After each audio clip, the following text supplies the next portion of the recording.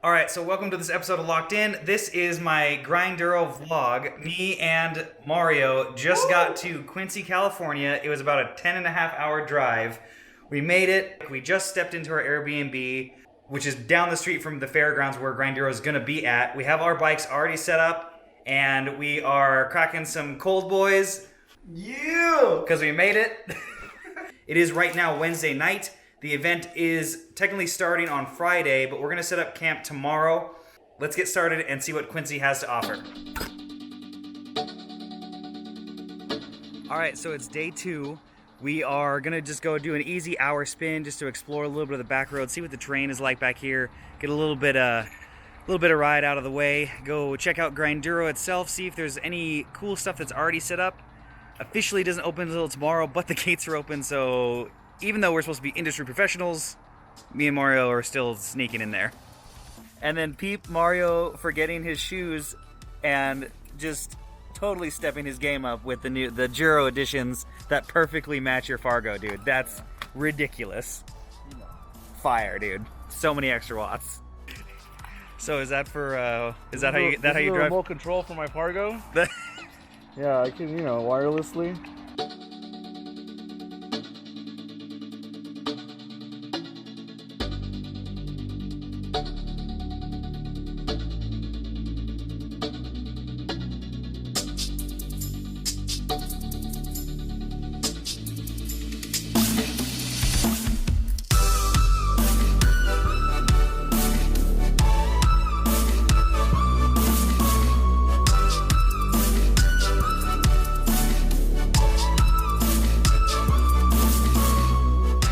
We've been riding for 3.5 minutes and we're at 11% grade. This is stupid.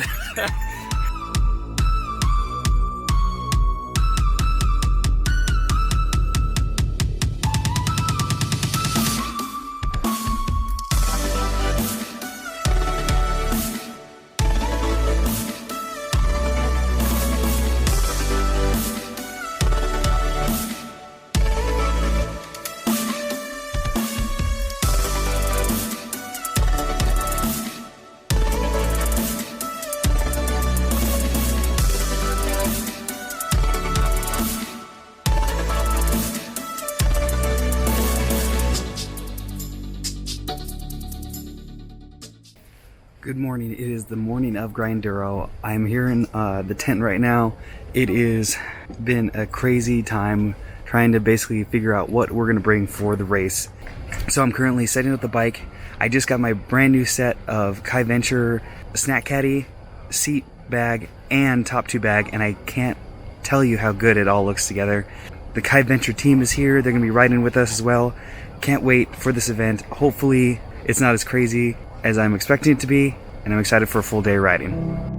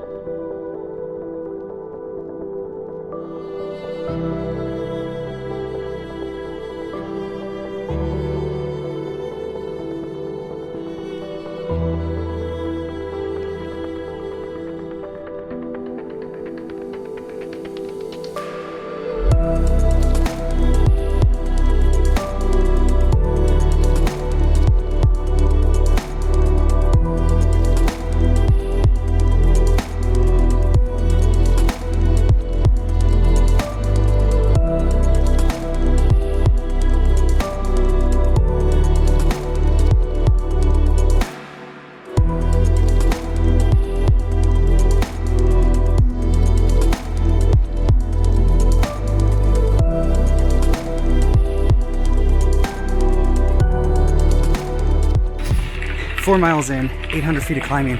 it's been averaging over 8% basically this whole way. So starting out the gate at 11 to 12%, spinning in the climbing gear, but just enjoying the view.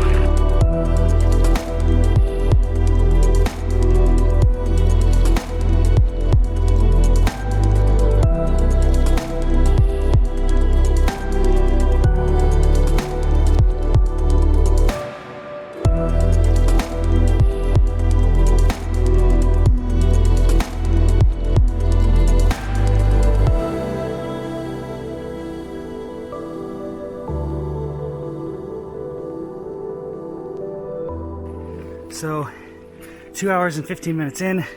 It's basically been a climb this whole time, anywhere between 7 and like 14%. It's basically in the double digits most of the climb.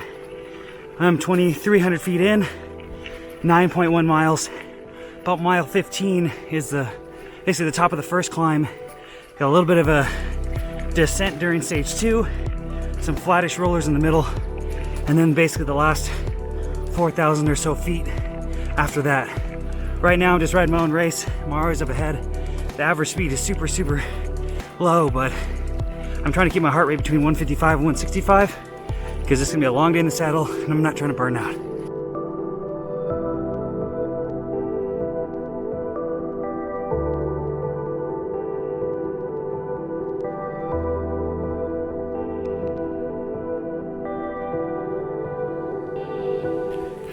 Mile 12, it's starting to hail. I really want to finish this ride. There is a cutoff to make it to stage 2, and depending on how much this slows us down, I'm hoping we can at least make that. Okay, this is the first.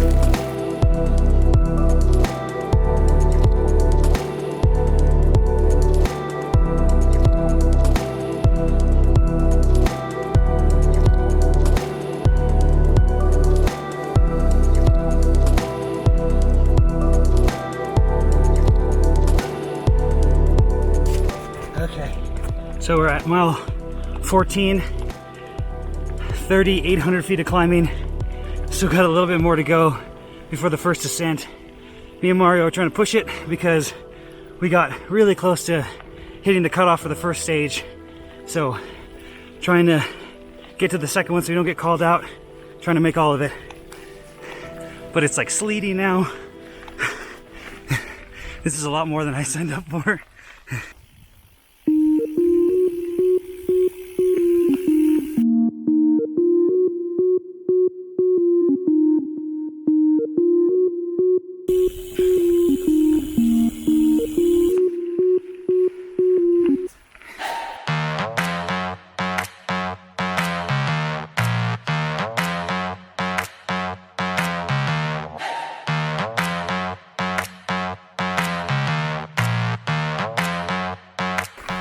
So it looks like we missed the cutoff. We just finished stage 2, which is a crazy, awesome 6-ish mile descent. We're basically doing an extra 10 miles to get to the lunch spot. I'm gonna call this Grindito Plus, since that ride was only 30 miles and 2,500 feet of climbing, and we're sitting about 4,200 and change, because we got a little bit of ways to get there, so Grindito Plus.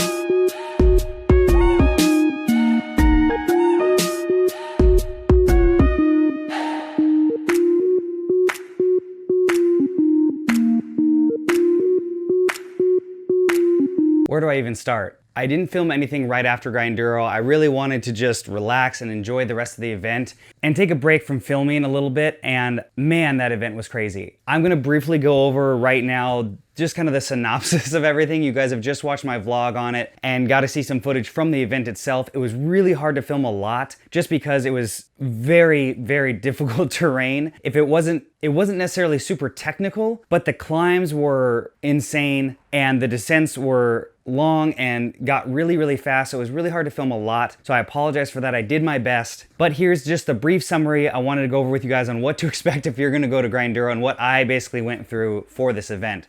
So first off, the weather at the end of the day ended up being on the day of the event when we woke up about high 30s. It got into about the high 40s by the time the race rolled out at 8. We were expecting rain. It was kind of off and on as far as what different weather apps said. At the end of it, we experienced rain, hail, snow, super dense fog, and temperatures ranging in the 30s to about low 50s, and also sun. It was really crazy and all over the map weather-wise. The hardest part was just trying to roll out with the right apparel on, and then what made sense to take on and off easily throughout the ride. I ended up wearing 2 base layers, arm warmers. I brought 2 sets of gloves so I could switch them out mid-ride, which was a super smart decision, as well as a lightweight jacket that I wore predominantly most of the ride.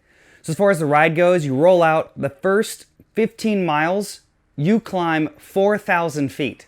And that 4,000 feet is in basically 13 miles of those 15. So it was insanely steep for the first part of it. You're basically doing between 8 to 15% non-stop essentially for that mileage. There is a climbing stage in that first part that is about a little over a mile. Then you get on to stage 2, which was a 6.2 mile long descent. It wasn't super technical as far as terrain goes. It did have some ruts and stuff from other vehicles and things that are out there, but it wasn't a super technical rocky descent. So after stage 2, we roll into stage 3. At that point, we were cut off. We ran stage 3, but weren't timed for it because based on the estimated projection for you to get to stage 4 at that point, they wanted everyone to return back to the fairgrounds and not be stuck out super late. So unfortunately, at that point, we did have to turn back into the single track descent that the Grindito ride did. And we ended up at a total of 42 miles with 5,700 feet of climbing. Again, that first 4,000 in that first 13 miles essentially. And what I like to coin this ride as Grindito Plus. Basically, the Grindito ride is a 30-mile ride with about 2,500 or so feet of climbing. We basically doubled that in climbing and added 12 more miles. So that's what I'm calling the ride that we actually accomplished. I was disappointed that we didn't get to finish all 4 stages. Apparently the 4th stage was really crazy and was basically snowed out at that point and you couldn't even really see the trail. But at the end of the day, that was definitely the hardest climbing ride I've ever done to date. I've never done that much climbing in that small of mileage. I was really happy with my bike setup. I didn't have any mechanicals at all, but there are a few things I'm gonna change and I'm gonna discuss in another video of basically collecting my thoughts on things that I did wrong, what I did right, what I wanna change and do for next year's Grinduro, because I definitely wanna go back and finish all 4 stages. Hopefully next year it is gonna be a little bit easier because they did have to add 2,000 feet of climbing this year because of the fires that happened. They had to reroute some of the trails, so it actually went down to 60 miles, but up to 8,500 feet of climbing instead of the original 6,500 feet of climbing. So essentially at that point, I would have almost finished all the climbing that we did for the day. I would have just had to add mileage, which I think I would have done well. I actually felt pretty good. My legs felt pretty good. I just basically kept my heart rate in the zone 2, low zone 3 area the entire ride and just kind of rode my race. Unfortunately, I wasn't fast enough at that heart rate to finish on time, but you live and you learn, and I'm gonna train harder for next year.